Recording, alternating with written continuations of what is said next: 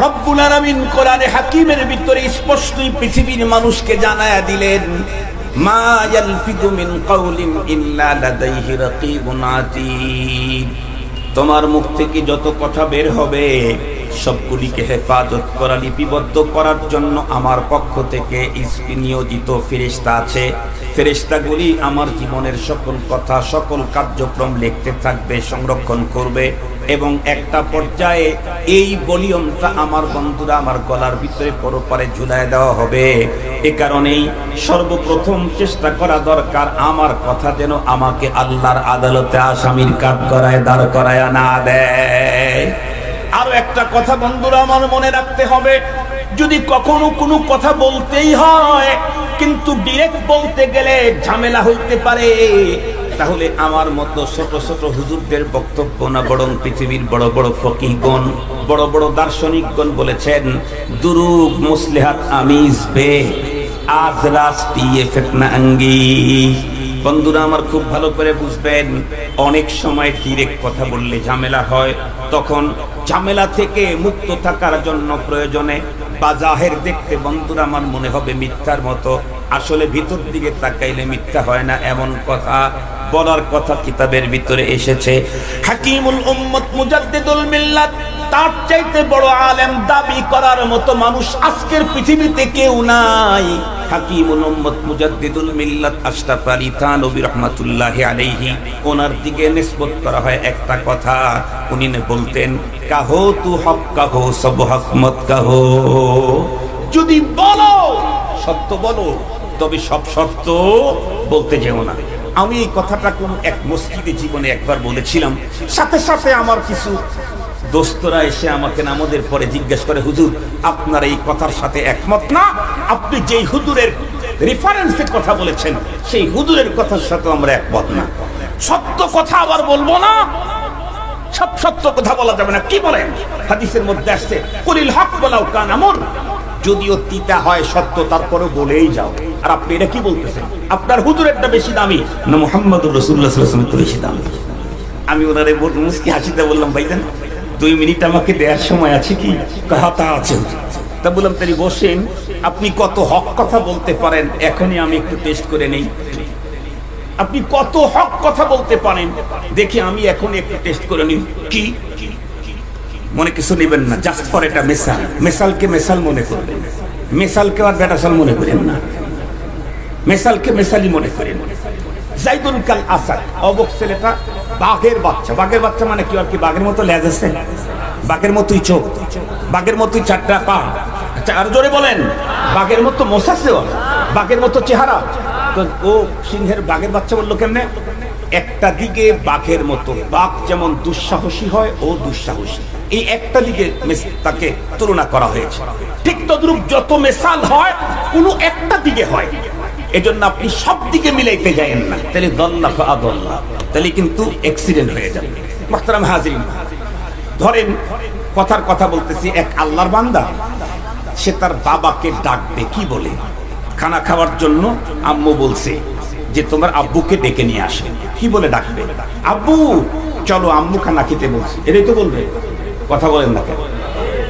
আব্বু চলেন আম্মু আপনাকে খানা খেতে বলছে, এই কথা না বলে যদি বলে আমার আম্মুর হাজবেন্ড আপনি চলেন আম্মু আপনাকে খানা খেতে বলেছে, তাহলে কত মজা হবে? কথা বলেন না কেন? আর একটু, আমি তো ইংরেজি দিয়ে বললাম, বাংলা দিয়ে বললে তো শুনতে বৃষ্টি শোনা যাবে, কিন্তু ইংরেজি দিয়ে বললাম।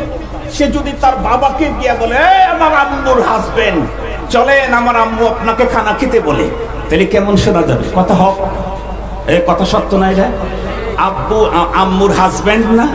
আর একটু জোরে বলেন, কথা হক, কিন্তু আপনি বলবেন এটা জীবনে? বলতে পারেন এটা জীবনে? সেটাই তো বলছি, কাহো তু হক কাহো সব হক মত কাহো, বলো তো হক বলো, তবে সব হক কথা বলা, কথা বলেন, সব হক কথা বলা যায় না। মুহতারাম হাজিরিন, কিছু কিছু কথা এমন আছে যেগুলি জনগণের সামনে বললে বেশি ফায়দা, কিছু কথা এমন আছে যেখানে একা একা বললে বেশি ফায়দা। ইবাদত তো 2 প্রকার, কিছু ইবাদত এমন আছে যেগুলি মানুষের সামনে করলে বেশি নেকি, কিছু ইবাদত এমন আছে যেটা গোপনে করলে বেশি নেকি। আপনারা বলেন তো দেখি, ফরজ নামাজ গোপনে একা একা কেউ না দেখে মতো জঙ্গলের ভিতরে গিয়ে সুবিগিরি দেখে নামাজ পড়লে নাকি বেশি? আর একটু জোরে বলেন, ফরজ নামাজের নেকি কোথায় বেশি? যত বেশি লোকের ভিতরে নামাজ পড়বে তত নেকি বেশি। ঠিক বললাম? আপনাদের গ্রামের মসজিদ 200 মুসল্লি, সেখানে নামাজ পড়ছেন যেই পরিমাণে নাকি, বাস স্ট্যান্ডে মুসল্লি 2000, নেকি কম হবে? বাস স্ট্যান্ডে 2000 মুসল্লি, বাইতুল মোকাররমে মুসল্লি হলো 10,000, নেকি ঘরে কম হবে না আরো বেশি হবে? বাইতুল মোকাররমে 10,000 হয়েছে, বাইতুল্লাহতে গেলে সেখানে কয়েক লাখ, নেকি কমতেছে না আর বাড়তেছে? তাহলে কিছু নেকি ইবাদত এমন আছে যেগুলি যত বেশি মানুষের মধ্যে করা যায় তত নেকি বাড়ে। কিছু ইবাদত এমন আছে যেটা যত গোপনে করা যায় তত নেকি বাড়ে। রব্বুল আলামিনের যে নেয়ামতগুলি আমরা প্রাপ্ত হয়েছি, এই নেয়ামতের কদর আমরা করি না কেন? ফার্সিতে একটা প্রবাদ বাক্য আছে, কদরে নেয়ামত বাদে জাওয়াল। বাংলাতে আর এক রকমের বলা হয়, দাঁত থাকতে দাঁতের মর্যাদা বুঝে না। এই ফার্সি কদরে নেয়ামত বাদে জাওয়াল আর বাংলার দাঁত থাকতে দাঁতের মর্যাদা বুঝে না, দুইটার মিনিং একই জিনিস। যতক্ষণ পর্যন্ত মানুষ আল্লাহ প্রদত্ত নেয়ামত পেয়েছে, যতক্ষণ আছে ততক্ষণ এটার মূল্য পুরোপুরি বুঝে আসে না। পুরোপুরি বুঝে আসে কখন? আল্লাহ প্রদত্ত নেয়ামতটা চলে যায় যখন, তখন খুব বুঝে আসে। মুহতারাম হাজরিন, আমি আমার কথাই বলি, আল্লাহর মেহেরবানিতে আমার টোটাল বডি ভালো আছে। আপনাদের এলেঙ্গাতে গত বছর ডিসেম্বরের 30 তারিখে রোড অ্যাক্সিডেন্টে আমার বাম পায়ের 4টা আঙ্গুল চলে গেছে। এই 4টা আঙ্গুল যে আমার জন্য কত প্রয়োজনীয় ছিল, এটি যতদিন ছিল ততদিন বুঝি নাই। আঙ্গুল হারাবার পরে এখন বুঝে আসে। এখনো আমি চেয়ারে বসে নামাজ পড়তে হয়।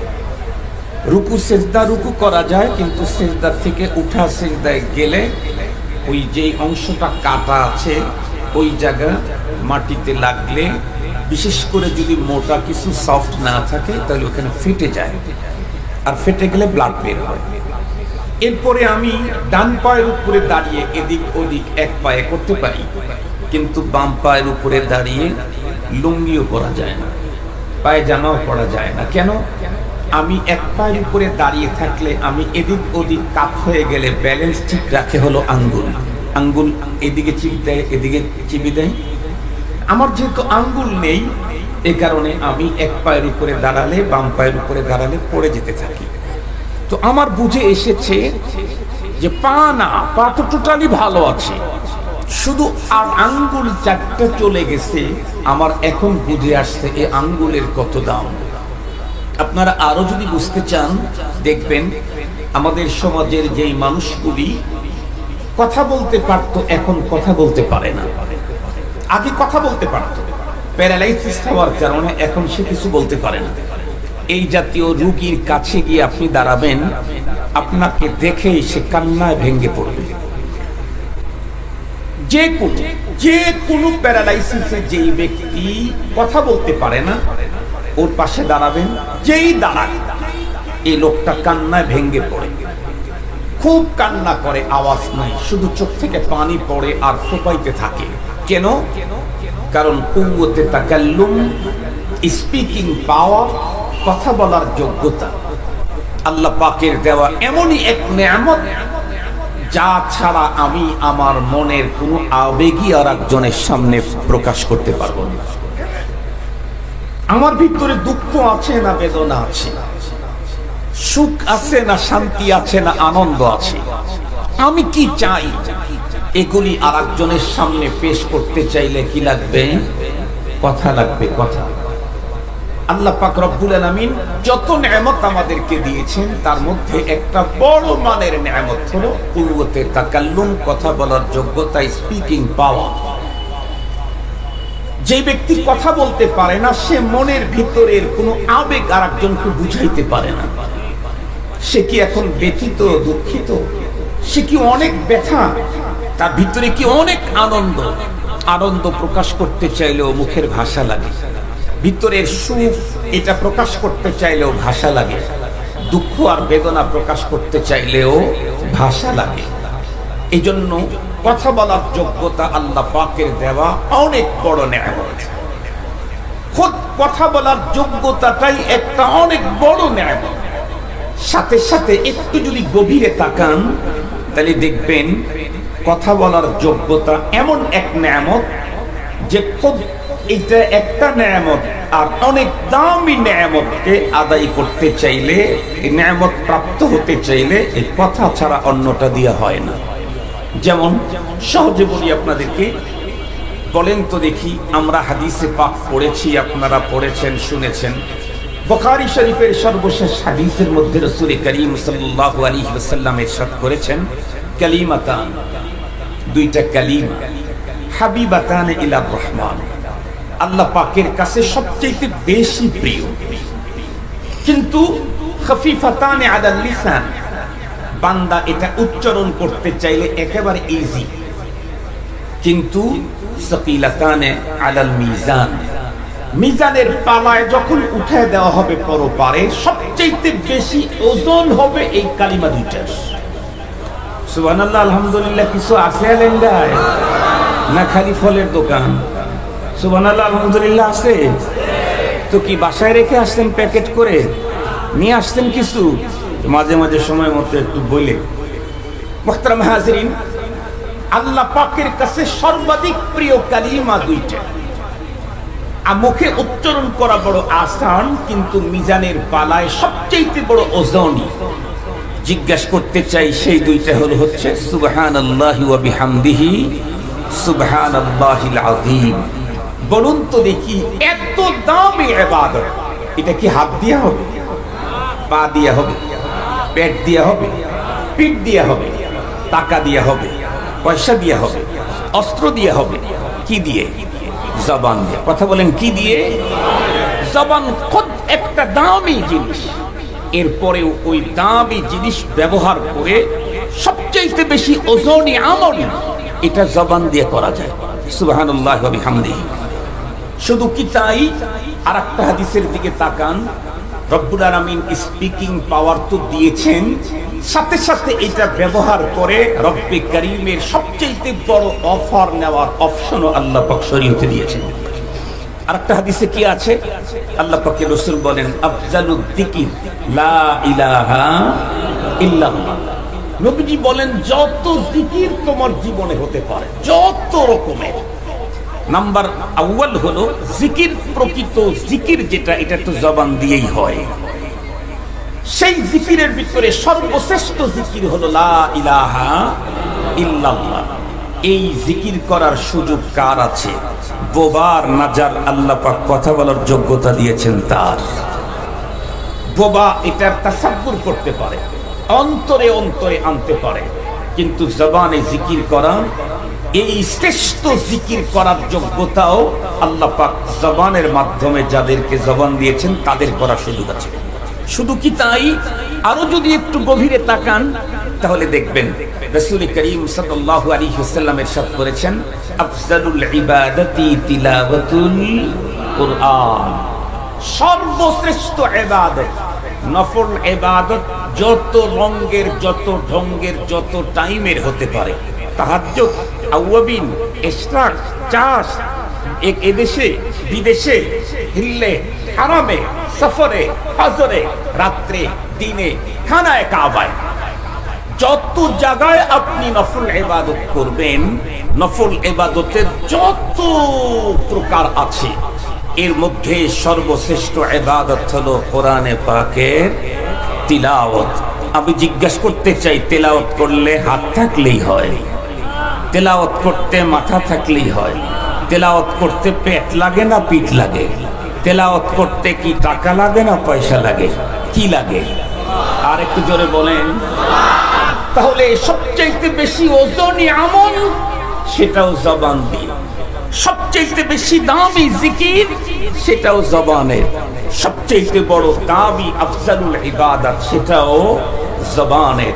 তাহলে জবান কত দামি, জবান কত দামি। তবে মনে রাখতে হবে যে জবানের মতো মহামূল্যবান সম্পদ আল্লাহ আমাকে দিয়েছেন, সাথে সাথে এই জবান দিয়ে মালিকের নৈকট্যতা অর্জন করতে শ্রেষ্ঠ জিকির জবানকেই দিয়েছেন। শ্রেষ্ঠ ইবাদত জবানেরই দিয়েছেন। সবচেয়ে ওজনী ইবাদত লিসানি, ওটাও জবানকেই দিয়েছেন।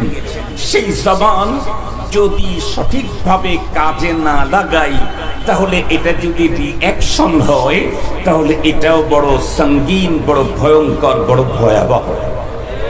আল্লাহ পাকের রাসূল সাল্লাল্লাহু আলাইহি ওয়াসাল্লাম হাদিসে পাকের মধ্যে স্পষ্ট ইরশাদ করেছেন, লিসান জিরমুহু সগীর জুরমুহু কবীর।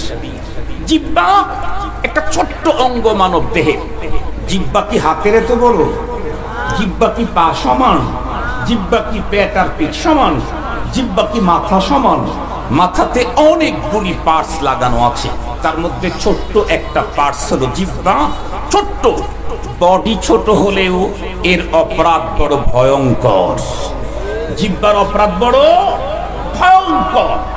জিহ্বার অপরাধ কত বড় ভয়ঙ্কর, আমি যদি 10 বছর পর্যন্ত ওয়াজ করি তাতে আপনাদের বুঝে আসবে না। যদি সহজে বুঝতে চান, তাহলে মাত্র কয়েক মাস আগে এদেশের শাসন ক্ষমতায় যিনি ছিলেন, সাবেক প্রাইম মিনিস্টার, তার কাছে গিয়া বসলে 3 মিনিটেই বুঝায় দিবে যে জবানের অপরাধটা কত ভয়ঙ্কর। উনি বিগত 15-16 বছরে কত ঘটনাই না ঘটাইলেন। পিলখানার ঘটনা ঘটলো, শাপলার ঘটনা ঘটলো, 21 সালের ঘটনা ঘটলো, 19 সালের ঘটনা ঘটলো, কত কিছু ঘটলো, তেমন কিছু হয় নাই। কিন্তু ছোট্ট একটা কথা দিয়ে কি হয়ে গেল? শুধু বলেছিল কি, ও অমকের বাচ্চাদেরকে দেব না, অমকের বাচ্চাদেরকে দেব। এক শব্দ বাংলাদেশকে ইনকিলাব করে দিয়ে দিল। একটা শব্দ। তারে গিয়ে জিজ্ঞেস করে, ওই পর্যন্ত যদি যাইতে না পারেন, তাহলে আপনাদের টাঙ্গাইলেও একজন আছে যিনি আমেরিকাতে একটা শব্দ ব্যবহার করার কারণে লম্বা কয়েক বছর পর্যন্ত ওনাকে কষ্ট করতে হয়েছে। চিনলেন না মনে হয়? টাঙ্গাইলের মানুষ একটু কম চিনবেন। এখান থেকে সবক নেন, এখান থেকে আমাকে আপনাকে সবক নেওয়া দরকার। এত বড় পাওয়ারফুল একজন মানুষ, যার নেতা কর্মীরা বলতো আগামী 41 সাল পর্যন্ত চোখ বন্ধ করে যাবেন। 41 সাল পর্যন্ত যেভাবে সাজানো গোছানো সিস্টেম করা ছিল, তাতে ওনার হায়াত যদি আরো বাড়তো, হয়তো আরো 46 সাল আগায় যেত। কিন্তু হাজারো অপকর্ম করার পরেও তেমন কিছু হয় নাই। কিন্তু জবান এমনই ভয়ঙ্কর জিনিস, এক শব্দে পুরা দেশটাকে ইনকিলাব করে দিয়েছে। কথা বুঝে আসছে কি আপনাদের? ওনার মতো পাওয়ারফুল ব্যক্তির এক শব্দে যদি এত বড় ভয়ঙ্কর যদি তার পরিণাম হয়, তা আমার তো পাওয়ারই নাই, আমার শব্দ আমার জন্য কি আনতে পারে? এই জন্য রাসূল করিম সাল্লাল্লাহু আলাইহি ওয়াসাল্লাম স্পষ্ট বলেছেন, বুখারী শরীফের হাদিস, নবীজি বলেন, মান ইয়াদমান লি মা বাইনা লাহিয়াইহি ওয়া মা বাইনা রিজলাই আদমান লাহুল জান্নাহ। আমাকে যদি তুমি তোমার বডির 2টা অঙ্গের জামানত দিতে পারো, নবীজি তার উম্মতদেরকে বলেন যে আমাকে যদি তোমরা জামানত দিতে পারো তোমার বডির 2টা অঙ্গ হেফাজতের ব্যাপারে, একটা হলো জবান আর একটা হলো লজ্জাস্থান, নবীজি বলেন আমি তোমাকে জান্নাতে নেওয়ার জন্য জামানত দিয়ে দিব। কোথায় নিয়ে যাবেন? জান্নাতে। এজন্য জবানের ব্যাপারটা বড় সিরিয়াস, বড় কঠিন। আমরা ছোটবেলায় পড়েছি একটা কবিতা, খুব সুন্দর, জারাহাতুস সিনানি লাহালতিয়ামু, জারাহাতুস সিনানি লাহালতিয়ামু ওয়ালা ইয়ালতামু মা জারাহাল লিসানু। আমাদের দেশের গ্রামের মানুষেরা বলে, ভাই তুই এমন একটা কথা বললি, মরণের পরে আমার হাড্ডিটাও মনে রাখবে। এই জাতীয় কথা আপনাদের এলাকায় আছে না নাই? এখন তো থাকারই কথা। আগে না হয় ফেরি পার হয়ে সিরাজগঞ্জ থেকে আসতে একটু বেশি সময় লাগতো, এখন তো ব্রিজ হয়ে গেছে। এখন তো সিরাজগঞ্জের কথা এলাকায় আসতে বেশি সময় লাগে না, 7-8 মিনিট লাগে। আমরা আসতে 7-8 মিনিট লাগে, কথা তো আরো আগে যায়। বাংলাদেশের এই কথা আমেরিকায় যাইতে তো 2 সেকেন্ডও লাগতেছে না, যদি লাইভ দিয়ে থাকে। আমেরিকাতে বসে বসে দেখতেছে এই কথা। কিন্তু এই কথার অনেক তাৎপর্য আছে। যে তুই এমন একটা কথা বললি মরণের পরে আমার হাড্ডিটাও মনে রাখবে। তার মানে আপনি যদি কাউকে তরবারি দিয়ে আঘাত করেন কেটে গেছে, প্লাস্টিক সার্জন কোন ডাক্তার এক্সপার্টকে দিয়ে যদি আপনি এটাকে রিপিট করেন 1.5-2 বছর পরে বুঝাই যাবে না কোথায় কেটে গিয়েছিল। কিন্তু কথার আঘাত মৃত্যু পর্যন্ত মানুষ, কথা বলেন না কেন, মৃত্যু পর্যন্ত মানুষ ভোলে না। এ কারণে আমাদেরকে বড় সিরিয়াস হতে হবে। খবরদার আমার কোনো কথা এমন যেন না হয় যে আমার কথার দ্বারায় আমি আসামি হয়ে যাই, হয় দুনিয়ার আদালতে না হয় আল্লাহর আদালতে, হয় দুনিয়ার আদালতে না হয় আল্লাহর আদালতে। দুনিয়ার আদালতে যদি হক কথা বলতে আসামি হই সেটা মেনে নেওয়া যেতে পারে, কিন্তু আল্লাহর আদালতে আমার কথার দ্বারায় আমি আসামি হব এটা মেনে নেওয়া যায় না। আল্লাহ পাকের কোরআনে আল্লাহ তাআলা স্পষ্ট জানিয়ে দিয়েছেন, মা ইয়ালফিযু মিন কাউলিন ইল্লা লাদাইহি রাকীবুন আতীদ। এই খুব সাবধান থেকো। সালাসাতুল্লাহ তাউদ, সালাসাতুল্লাহ তাউদ, তিনটা জিনিস এমন আছে যেটা বের হয়ে গেলে আর ফিরে আনা যায় না। তার মধ্যে একটা হলো আল কালিমা ইদা ইনতালাক। কোন শব্দ কোন কথা যখন মানুষ বলে ফেলে বের হয়ে গেছে ওইটা আর রিটার্ন আনা। বিগত সময়ে সাবেক প্রধানমন্ত্রী তার কথাটাকে রিপিট করার জন্য অনেক তফসির করেছিলেন, কিন্তু সেটা সমাজ খায় নাই, নেয় নাই। কথা বলেন না কেন? উনি যতই তফসির করতে যাচ্ছে ততই শুধু ওই কি বলে তাদের দফা কমতেছে। উনি যতই তফসির করে দফা কমে, কমতে কমতে শেষ পর্যন্ত এক দফা এক দাবি উপর দিয়ে কবে যাবে, বুঝছে না? এক দফা এক দাবি উপর দিয়ে কবে যাবে। আমি কিন্তু তাদের ওই কথাগুলি বলে বলে মজা নেই না, আমি তাদের এই অবস্থা দেখে দেখে সবক নেই, সবক নেই। উনি এত বড় পাওয়ারফুল মানুষ হওয়ার পরে তার এক কথার কারণে যদি তাকে উপর দিয়ে যেতে হয়, আমি ছোট মানুষ, আমার কথা যদি অ্যাক্সিডেন্ট হয় তাহলে তো আমি নিচ দিয়ে যাওয়ারও সুযোগ পাবো না। এই জন্য ওখান থেকে আমাকে সবক দিতে হবে। তাদের কথা বলে বলে মজা নেওয়া এটা বেকুফের কাম। তাদের অবস্থা দেখে দেখে সবক নেওয়া এটা হলো আকলমান জ্ঞানী ব্যক্তির কাম। রব্বুল আলামিন কি বললেন? তুমি যা বলো, মা ইয়ালফিযু মিন কাউল, তোমার মুখ থেকে যা বের হয় এই সবগুলি রেকর্ড করা হচ্ছে, রেকর্ড করা হচ্ছে। তোমার সাথে ফেরেশতা আছে, তোমার সাথে ফেরেশতা আছে। আনিল ইয়ামিন ওয়া আনিশ শিমাল কাঈদ, তোমার ডান দিকে একজন বসা আছে, বাম দিকে একজন বসা আছে। জীবনে যা তুমি করবে সব লিপিবদ্ধ করা হবে। কোরআনে হাকিম আল্লাহ তাআলা বলেন, কিয়ামতের দিন মানুষকে যখন তার আমলনামা বের করে দেওয়া হবে, কোরআনে হাকিম আল্লাহ তাআলা এক জায়গায় বলেন, ওয়া কুল্লা ইনসানিন আলজামনাহু তাইরাহু ফি উনুকিহি ওয়া নুখরিজু লাহু ইয়াওমাল কিয়ামাতি কিতাবান ইয়ালকাহু মানশুরা ইকরা কিতাবাক ইকরা কিতাবাক কাফা বিনাফসিকাল ইয়াওমা আলাইকা হাসিবা। আমি যা বলতেছি, যা করতেছি সব লেখা হচ্ছে। হযরতে বিলাল ইবনে হারিস আল মাজানি, ওনার থেকে এক হাদিস বর্ণনা আছে। উনি বর্ণনা করেছেন, মানুষ যে শব্দটাই করে এই শব্দটাই তার আমলনামায় লেখা হয়। 24 ঘন্টা আমার পিছনে সিআইডি লাগানোই আছে রব্বুল আলামিনের। কয়টা? 4টা। 4 সাক্ষী আমার পিছনে রবের লাগানোই আছে। আমি কি বলি, কি করি, এমন কি এখন যা বলছি তা তো রেকর্ড হচ্ছেই। কোন মানুষ একা একা কথা বলার অভ্যাস আছে, আছে না? কেউ নাই, রাস্তা দিয়ে যায়, মোবাইলও নাই, তারপরও বুরবুর বুরবুর বুরবুর করতে করতে যায়। এরকম কিছু লোক আছে না? এটা কিন্তু সুস্থতা না, এটা এক প্রকারের অসুস্থতা। কেউ নাই, মোবাইলও নাই, যায় আর বুরবুর করে, কথা বলে। ওই যে একা একা যে কথা বলছে, এমনকি খাইলাম, পান করলাম, চললাম, উঠলাম, বসলাম, এগুলিও লেখা হবে। এক সাহাবী হযরত আলকামা রাদিয়াল্লাহু আনহু বলেন, আমি যেই দিন এই বেলাল বিন হারিস মাজানির হাদিস শুনলাম যে মানুষ কষ্টে পড়লে মানুষ অনেক সময় একটু করে না, বেশি করে এরকম করে না, এটাও আমলনামায় লেখা হবে। ওই সাহাবী বলেন, আমি যেদিন এই হাদিস শুনেছি সেই দিন পর থেকে এর আগে দুঃখ কষ্ট পেলে আমি করতাম, যেদিন শুনছি যে এটাও লেখা হবে, এরপরে থেকে যতই দুঃখ কষ্ট রোগে আক্রান্ত হই না কেন আমি করি না।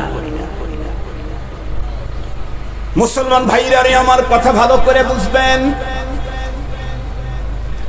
কোরআনে হাকিমের ভিতরে রব্বুল আলামিন স্পষ্টই বলে দিয়েছেন, আমার সঙ্গে বন্ধুরা আমার ডান দিকে একজন, বাম দিকে একজন, আমার জীবনের তামাম কথা রেকর্ড করার জন্য রব্বুল আলামিনের সিআইডি আছে 2 জন। কোরআনে হাকিমের অন্য জায়গায় আল্লাহ বলেন, কিরামান কাতিবিন ইয়ালামুনা মা তাফআলুন। বাংলায় একজন কবি বড় চমৎকার বলেছেন, কিরামান কাতিবিন, ফেরেশতা 2 জন, মানুষের সাথে থাকে সদা সর্বক্ষণ, পাপ পূর্ণ ভালো মন্দ যা করে বান্দায় সবই তারা লিখে রাখে আমলনামায়।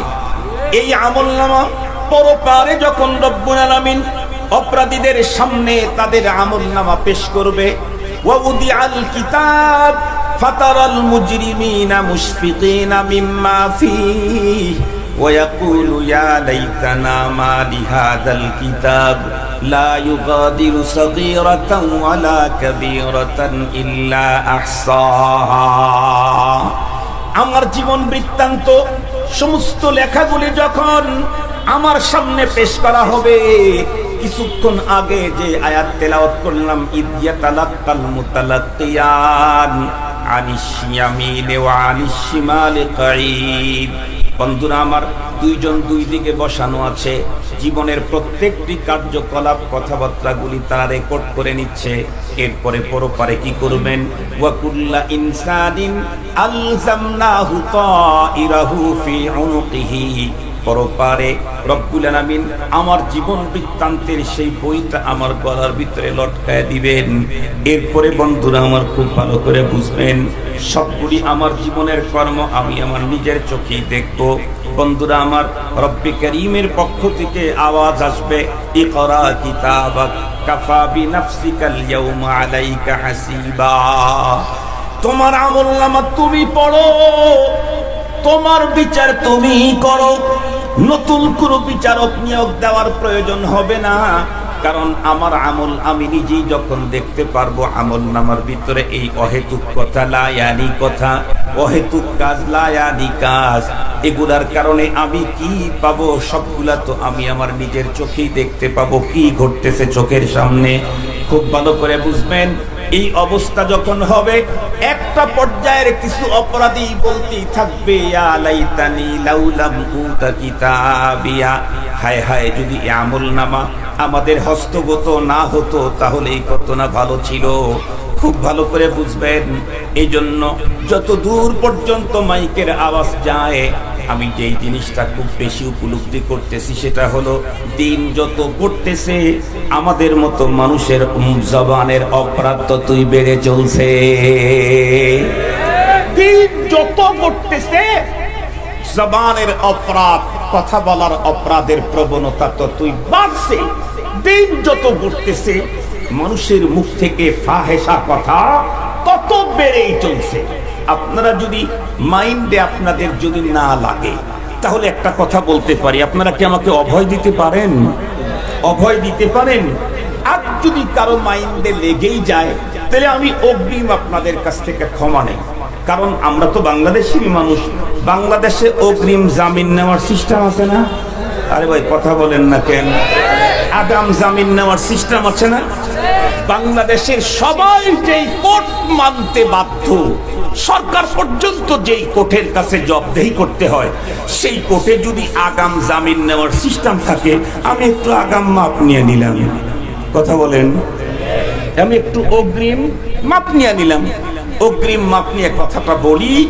এমনি তো দিন যত করতেছে মানুষের জবান তার কন্ট্রোলের বাইরে চলে যাচ্ছে, মানুষের মুখ থেকে ফাহেসা কথা এখন বেশি শোনা যাচ্ছে। এর ভিতরে সবচাইতে বেশি ফাহেসা কথা শোনা যায় মসজিদে না বাজারে? আর একটু জোরে বলেন, আজকের মাহফিলটা কি মসজিদে না বাজারে? আর একটু জোরে বলেন। শুধু বাজার না, বাজারের মধ্যে যেটা ইন্টারন্যাশনাল সেটা হলো বাস স্ট্যান্ড। এখানে সব ধরনের মানুষ পাওয়া যায়। দাঁড়াবেন 10 মিনিটের মধ্যে কোন কোয়ালিটির দেখতে চান। 1 নম্বরের বুজুর্গ দেখবেন একটা ভালো গাড়ি নিয়ে যাচ্ছে, বড় পাগড়িওয়ালা। 1 নম্বরের চরিত্রহীন দেখবেন যায় একদিকে তাকায় থাকে আর একদিকে। চিনেন নাকি আপনারা? ওই যে কি জানি খায়, একটারে দুইটা দেখে, এরকম লোক তো নাই বাজারে? নাই তো, বাজারে তো এই জাতীয় লোক থাকে না, বাজারে বেশি থাকে। ও কি খাইছে না খাইছে, ও যায় জমিনে মনে করে আমি এখন আসমানে আছি। এই জাতীয় লোক বাজারে, কথা বলেন, পাওয়া যায় না? পাওয়া যায় না? তাহাজ্জুদ পূজার মানুষও বাজারে আছে, তাবলীগের খুব মেহনত করে সেও বাজারে আছে, সবচেয়ে আদর্শবান ব্যবসায়ী সেও বাজারে আছে। আবার বলেন তো দেখি, কোনো কামাই কাজি নাই, মানুষ কামাই কাজি করে নিয়ে যাইতে থাকলে চুপ করে পকেট থেকে ভদ্রতার সাথে টাকা উঠায় নাই, এই লোকগুলো আছে না নাই? ভদ্রতার সাথে মানে আপনাকে বুঝতেই দেবে না, যাতে আপনার কষ্ট না হয়। পরে আপনার একটু ব্যথা লাগবে, কষ্ট হবে। আমার জীবনে 2-1 বার এরকম ভদ্রলোকের বালায় পড়ছিলাম, না বলে দিয়ে গেছি, কিন্তু আমাকে বুঝতে দেন। তখন আপাতত কষ্ট হয় নাই, পরে একটু কষ্ট হয়েছে। বাজার হলো সব আইটেমের জিনিস পাওয়া যায়। মুহতারাম হাজিরিন, সেদিকে আমি যেতে চাই না। এরপরেও তো বাজার ছাড়া চলবে কি? আর জোরে বলেন, বাজার কি শুধু দুনিয়াতে না আখিরাতেও আছে? আখিরাতে আছে। হযরত আবু হুরায়রা রাদিয়াল্লাহু তাআলা আনহু তার ছাত্র হযরত সাঈদ ইবনে মুসাইয়্যিব, হযরত আবু হুরায়রা রাদিয়াল্লাহু তাআলা আনহুর সাথে হযরত সাঈদকে সঙ্গে করে দুনিয়ার এক বাজারে গেছেন। আবু হুরায়রা রাদিয়াল্লাহু তাআলা বাজারে ঢুকেই বললেন, সাঈদ তুমি জানো কি কি দুনিয়াতে যেমন বাজার আছে, আখিরাতেও, কিয়ামতে আখিরাতেও পরপারেও বাজার আছে। হযরতে আবু হুরায়রা রাদিয়াল্লাহু তাআলা আনহুর এই কথা শুনে ওনার ছাত্র হযরতে সাঈদ উনি অবাক চিত্তে জিজ্ঞাসা করলেন, উস্তাদজি আখিরাতেও বাজার আছে? হ্যাঁ বাজার আছে। উনি জিজ্ঞাসা করলেন, আখিরাতে তো মুদ্রা নাই, টাকা নাই, ডলার নাই, রিয়াল নাই, দিরহাম নাই, দিনার নাই, পাউন্ড নাই, তিনি কেমনে কি হবে? হযরত আবু হুরায়রা রাদিয়াল্লাহু তাআলা আনহু বললেন যে ওইখানে এগুলা থাকে না। সিস্টেমটা কি আমি আপনাদেরকে বুঝাবার জন্য বলছি। আবু হুরায়রা রাদিয়াল্লাহু তাআলা এটা বলেন নাই, আমি বুঝাবার জন্য বলি। আমার জীবনের প্রথম যেদিন এই ক্রেডিট ডেবিট কার্ড যেদিন আমি প্রথম পাই, জীবনের প্রথম এই কার্ডটা একদিন নিলাম, ঈদের সামনে খুব জ্যাম, হাসছে, ব্যাংকে যাওয়া যায় না, আমার বেশি টাকাও লাগবে না, পকেটে যা টাকা ছিল তা দিয়ে আমার ঈদ মার্কেট হয়ে যাবে, 10,000 টাকা ঘাটতি। তো আমি চিন্তা করতেছি কোন ব্যাংকে যাই, কোন ব্যাংকে যাই। আমার ছেলে ছিল সাথে, বলে আব্বু আপনার কাছে কার্ড আছে না? হ্যাঁ আছে তো। কার্ড কেন নিয়েছেন? কার্ড তো এই জন্যই যে প্রয়োজনে ঠাস করে টাকা বের করে নিয়ে আসবেন। তো ঠিক আছে, আমি তো কোনোদিন বের করি নাই, তো আমি কার্ডটা ঢুকাই দিলাম। 1-2 বার দিলাম, হইল না, মানে আমার তরিকা যা ভুল ছিল। পরে আমাকে একজন দেখাই দিল, হুজুর কি কি বলে, পিনটা আপনি চাপেন। তো পরে আমি পিনটা চাপলাম, পরে দেখি যে টাকা গড়গড় গড়গড় করে বের হয়ে আসলো। তো টাকা যখন বের হয়ে আসতো তখন আমি হাসতেছি। আমার পোলায় মনে করছে যে বাবা এই পদ্ধতিতে টাকা বের হয়ে আসা দেখে হাসতেছে। আমি আসলে হাসছি আর এক কারণে, সেটা হলো হযরত আবু হুরায়রা রাদিয়াল্লাহু তাআলা আনহু ছাত্রের সাথে যে প্রশ্ন কথোপকথন হয়েছিল বাজারে যাওয়ার পরে, ওইটা আমার মাথার মধ্যে আসছে। আমি কিছুদিন আগে কষ্টে ইনকাম করে টাকাটা ব্যাংকের ব্যালেন্সে ঢুকায় দিয়েছি। এখন বাংলাদেশের যে কোনো প্রান্তে অথবা পৃথিবীর যে কোনো প্রান্তে আমি ওই কার্ডটা নিয়ে গেলে, যেই দেশে গেলে আমার ডলার লাগে সে দেশে কার্ড ঢুকাইলে ডলার আসে, যে দেশে রিয়াল লাগে সে দেশে রিয়াল আসে, যে দেশে দিনার লাগে সে দেশে দিনার আসে, যে দেশে দিরহাম লাগে সে দেশে দিরহাম আসে, যে দেশে পাউন্ড লাগে সে দেশে পাউন্ড আসে। মুহতারাম হাজিরিন, ঠিক তদ্রূপ পৃথিবীর এই হায়াতে যেই মানুষগুলি নেক আমল করে করে রব্বি করিমের অ্যাকাউন্টে নেকি জমা করে দিল, পরপারে আর তার টাকার বস্তা নিয়ে যেতে হবে না, শুধু কার্ডটা ঢুকাবে আর ওই ব্যালেন্স থেকে এখানে পাইতে থাকবে। নামাজ যে পড়েছে পরপারে তো বাজারে সেই পাবে, জান্নাতের বাজারে। যে যাকাত দিয়েছে জান্নাতের বাজারে নতুন করে কোনো নেকি টাকা ঢুকাইতে হবে না, কারণ এগুলি ঢুকানো হয়েছে দুনিয়াতে। মুসলমান ভাইরা রে, আমার লম্বা কথা বলতে চাই না, আমি বলতেছিলাম জবান এমনই একটা কথা বলা, বন্ধুরা আমার, জবান আল্লাহ পাকের দেওয়া এমনই একটা নেয়ামত, যেই নেয়ামত দিয়ে পৃথিবীর বড় বড় বড় বড় ইবাদত করার এবং নেকি কামাই করার ব্যবস্থা আল্লাহ পাক করে দিয়েছেন। সেই জবানগুলি এখন আমরা কোন কাজে ব্যবহার করছি? বন্ধুরা আমার, আমাদের জবান থেকে ফাহেসা কথা অনর্গল বের হয়, এমনকি হাসি রহস্য পড়তে গিয়ে অনেক সময় মিথ্যা কথা আমরা বলি, এমনকি ওয়াজ মাহফিলের ভিতরেও শুধুমাত্র কেবলমাত্র শ্রোতাদেরকে হাসাবার জন্য অনেক সময় মিথ্যা কথার বন্ধুরা আমার আশ্রয় নিয়ে থাকি। মনে রাখতে হবে, হাসির ছলে মিথ্যা বললেও মিথ্যা, হাসির ছলে মিথ্যা বললেও মিথ্যা। বিশ্ব নবীজি সাল্লাল্লাহু আলাইহি ওয়াসাল্লাম তার উপস্থিতিতে কোনো একজন আল্লাহর বান্দা তার ছোট্ট একটা বাচ্চাকে বলতেছিল, ইয়া সাবি তাআলহিনা নুতিকা শাইআ, এই ছেলে তুমি এদিকে আসো, এদিকে আসো, আমি তোমাকে একটা কিছু দেব। যেমনটি আমরা করে থাকি, আমরা আমাদের নাতিকে কোলে উঠাইতে চাই, কিন্তু যদি আসতে না চায় তখন বলি আসো একটা জিনিস দেব তোমাকে। আসলে কোনো জিনিসপত্র আমার কাছে নেই, শুধুমাত্র কেবলমাত্র তাকে কাছে পাওয়ার জন্য একটা মিথ্যা লোক দেখাইলাম। এরপরে বাচ্চা যখন বন্ধুরা আমার কাছে চলে আসলো, তাকে কিছুই দিলাম না, শুধু বন্ধুরা আমার কোলের ভিতরে জড়ায় ধরলাম, পায়ে চুমু খেলাম, কপালে চুমু খেলাম। খুব ভালো করে বুঝবেন, বিশ্ব নবীজির সামনে এমনই একটা কাজ করতেছিল কোন একজন মানুষ।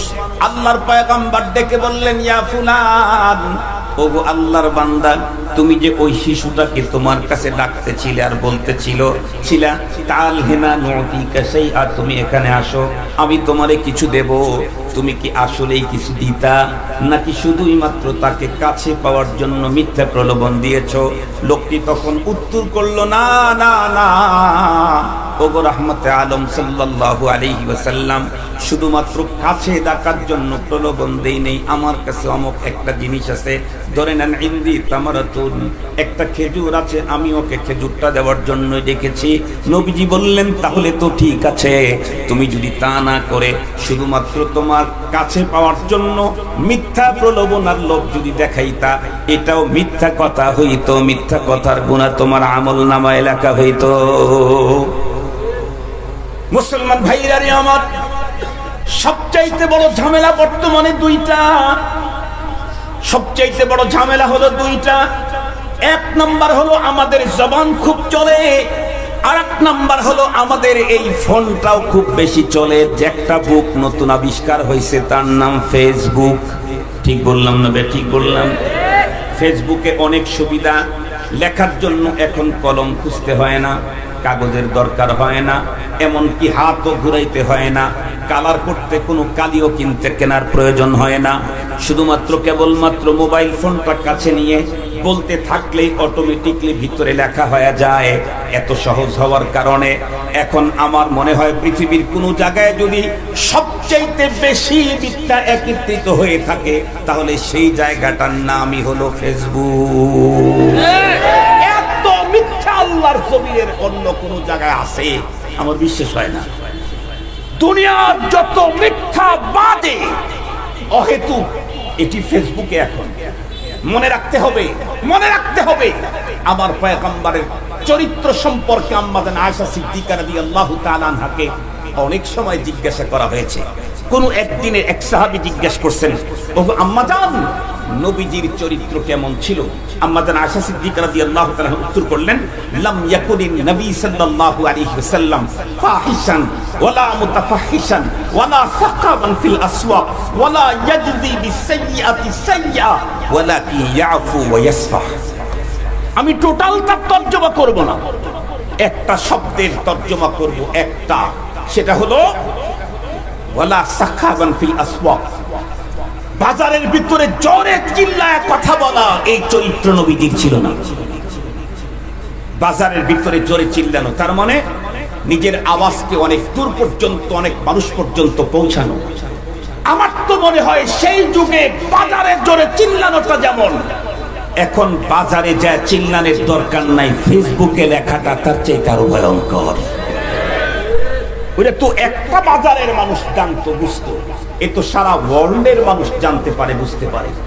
এখন ফেসবুক যার যা ইচ্ছা বাস তার তা মতো করে লেখা শুরু করে দিল, বক্তব্যে যার যা ইচ্ছা তাই বলা শুরু করে দিল।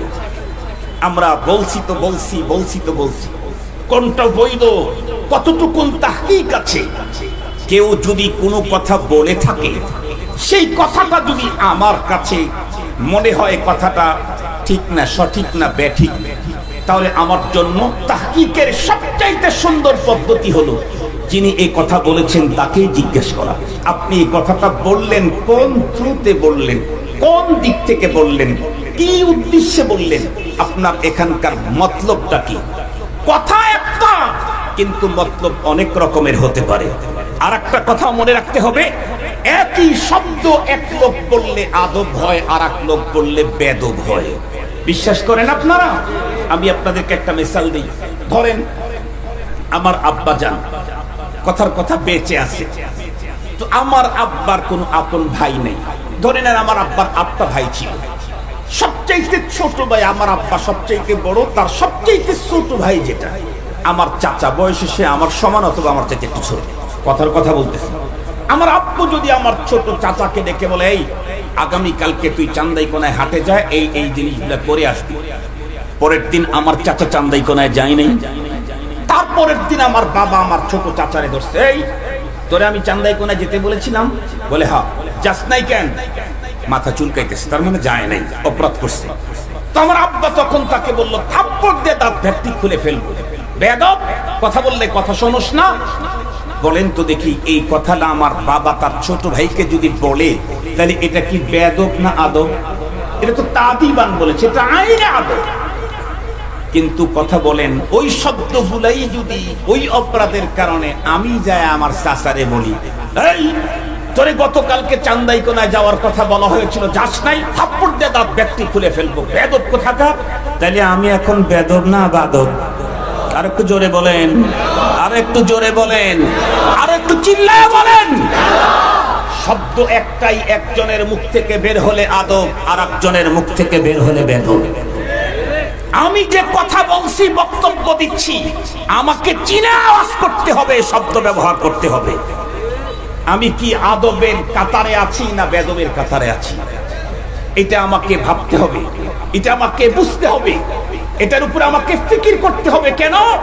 আগে ফিকির করো, পরে কথা বলো। সালাসাতুল্লাহ তাউ, 3টা জিনিস বের হয়ে গেলে আর কোশ্চিন কালেও ফিরানো যায় না। তার ভিতরে হলো আল কালিমা ইদা ইনতালাকাত, শব্দ যখন মুখ থেকে বের হয়। 2 নাম্বার, তীর যখন ধনুক থেকে বের হয়ে যায়, ওটা আর ফিরানো যায় না। 4 নাম্বার, 3 নাম্বার, সময় যখন চলে যায়, সারা দুনিয়া দিয়ে বিগত সময় আর ফিরানো যায় না। মুসলমান ভাইরা আমার, আমি আমার কথা শেষের দিকে নিয়ে যাচ্ছি। রব্বুল আলামিন কোরআনে হাকিমের ভিতরে স্পষ্টই পৃথিবীর মানুষকে জানায়া দিলেন, মা ইয়ালফিযু মিন কাওলিন ইল্লা লাদাইহি রাকীবুন আতীদ। তোমার মুখ থেকে যত কথা বের হবে সবগুলিকে হেফাজত করা, লিপিবদ্ধ করার জন্য আমার পক্ষ থেকে নিয়োজিত ফেরেশতা আছে। ফেরেশতাগুলি আমার জীবনের সকল কথা, সকল কার্যক্রম লিখতে থাকবে, সংরক্ষণ করবে, এবং একটা পর্যায়ে এই ভলিউমটা আমার বন্ধুরা আমার গলার ভিতরে পরপারে ঝুলায় দেওয়া হবে। এ কারণেই সর্বপ্রথম চেষ্টা করা দরকার, আমার কথা যেন আমাকে আল্লাহর আদালতে আসামির কাঠ করায়, দাঁড় করায় না দেয়। আরো একটা কথা বন্ধুরা আমার মনে রাখতে হবে, যদি কখনো কোনো কথা বলতেই হয় কিন্তু ডিরেক্ট বলতে গেলে ঝামেলা হইতে পারে, তাহলে আমার মতো ছোট ছোট হুজুরদের বক্তব্য না, বরং পৃথিবীর বড় বড় ফকিহগণ, বড় বড় দার্শনিকগণ বলেছেন, দুরুগ মুসলিহাত আমিজ বে, আজ রাষ্ট্রীয় ফিতনা अंगेज। বন্ধুরা আমার খুব ভালো করে বুঝবেন, অনেক সময় ডাইরেক্ট কথা বললে ঝামেলা হয়, তখন ঝামেলা থেকে মুক্ত থাকার জন্য প্রয়োজনে বাজাহের দেখতে বন্ধুরা আমার মনে হবে মিথ্যার মতো, আসলে ভিতর দিকে তাকাইলে মিথ্যা হয় না, এমন কথা বলার কথা কিতাবের ভিতরে এসেছে। হাকিমুল উম্মত মুজাদ্দিদুল মিল্লাত, তার চাইতে বড় আলেম দাবি করার মতো মানুষ আজকের পৃথিবীতে কেউ নাই।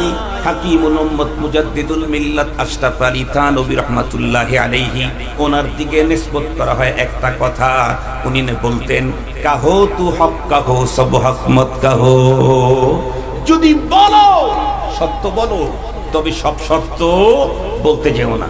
আমি এই কথাটা কোন এক মসজিদে জীবনে একবার বলেছিলাম, সাথে সাথে আমার কিছু দোস্তরা এসে আমাকে নামাজের পরে জিজ্ঞেস করে, হুজুর আপনার এই কথার সাথে একমত না, আপনি যেই হুজুরের রেফারেন্সের কথা বলেছেন সেই হুজুরের কথার সাথে আমরা একমত না। সত্য কথা আবার বলবো না, সব সত্য কথা বলা যাবে না, কি বলেন? হাদিসের মধ্যে আসছে কুলিল হক ওয়ালাউ কানা মুর, যদিও তিতা হয় সত্য তারপরে বলেই যাও। আর আপনি এটা কি বলতেছেন? আপনার হুজুরেরটা বেশি দামি না মুহাম্মদুর রাসূলুল্লাহ সাল্লাল্লাহু আলাইহি ওয়াসাল্লাম বেশি দামি? আমি ওনারে মুস্কি হাসিতে বললাম, ভাইজান 2 মিনিট আমাকে দেওয়ার সময় আছে কি? কথা আছে। তা বললাম তাহলে বসেন, আপনি কত হক কথা বলতে পারেন এখনই আমি একটু টেস্ট করে নেই। আপনি কত হক কথা বলতে পারেন দেখি আমি এখন একটু টেস্ট করে নিই। কি মনে কিছু নেবেন না, জাস্ট ফর এটা মেসাল, মেসালকে মেসাল মনে করবেন, মেসালকে আর বেটাসাল মনে করেন না, মেসালকে মেসালি মনে করেন। জাইদুন কাল আসাদ, অবক ছেলেটা বাঘের বাচ্চা। বাঘের বাচ্চা মানে কি? আর কি বাঘের মতো লেজ আছে, বাঘের মতোই চোখ, বাঘের মতোই 4টা পা। আচ্ছা আর জোরে বলেন, বাঘের মতো মোসাসেও, বাঘের মতো চেহারা। তো ও সিংহের বাঘের বাচ্চা বললো কেমনে? একটা দিকে বাঘের মতো, বাঘ যেমন দুঃসাহসী হয় ও দুঃসাহসী, এই একটা দিকে তাকে তুলনা করা হয়েছে। ঠিক তদ্রূপ যত মেসাল হয় কোনো একটা দিকে হয়, এজন্য আপনি সব দিকে মিলাইতে যাবেন না, তাহলে দল্লা ফাআদল্লা, তাহলে কিন্তু অ্যাক্সিডেন্ট হয়ে যাবে। মুহতারাম হাজিরিন, ধরেন কথার কথা বলতেছি, এক আল্লাহর বান্দা সে তার বাবাকে ডাকবে, কি বলে? খানা খাওয়ার জন্য আম্মু বলছে যে তোমার আব্বুকে ডেকে নিয়ে আসে। কি বলে ডাকবে? আব্বু চলো আম্মু খানা খেতে বলছে, এটাই তো বলবে। কথা বলেন না কেন?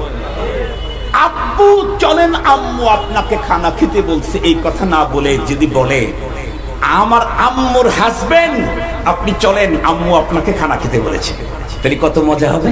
কথা বলেন না কেন? আর একটু আমি তো ইংরেজি দিয়ে বললাম, বাংলা দিয়ে বললে তো শুনতে বিশ্রী শোনা যাবে, কিন্তু ইংরেজি দিয়ে বললাম। সে যদি তার বাবাকে গিয়ে বলে আমার আম্মুর হাজবেন্ড চলেন আমার আম্মু আপনাকে খানা খেতে বলে, তাহলে কেমন শোনা যাবে? কথা হক, এই কথা সত্য না? এটা আব্বু আম্মুর হাজবেন্ড না? আর একটু জোরে বলেন, কথা হক, কিন্তু আপনি বলবেন এটা জীবনে? বলতে পারেন এটা জীবনে? সেটাই তো বলছি, কাহো তু হক কাহো সব হক মত কাহো, বলো তো হক বলো, তবে সব হক কথা বলা, কথা বলেন, সব হক কথা বলা যায় না। মুহতারাম হাজিরিন, কিছু কিছু কথা এমন আছে যেগুলি জনগণের সামনে বললে বেশি ফায়দা, কিছু কথা এমন আছে যেখানে একা একা বললে বেশি ফায়দা।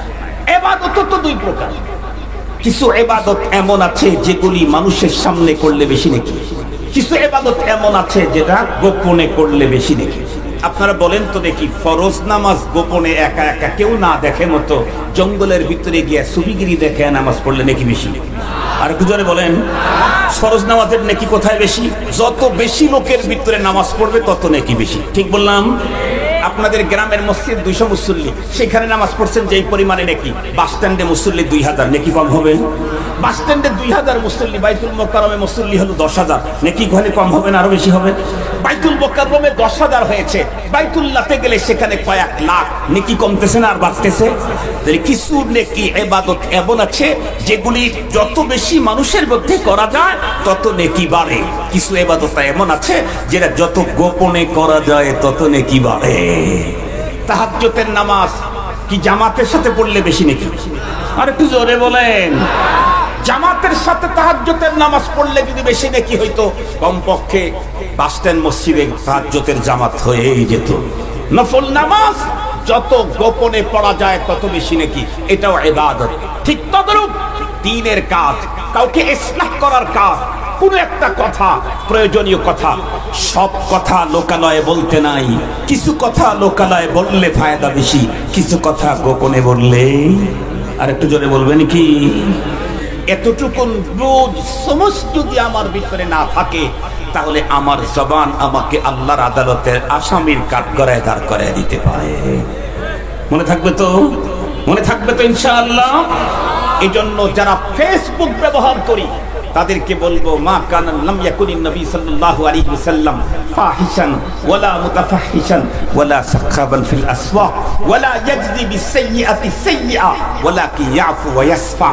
আপনাদের অত বোঝা দরকার নাই, যাদের বোঝার দরকার তারা বুঝে ফেলেছে।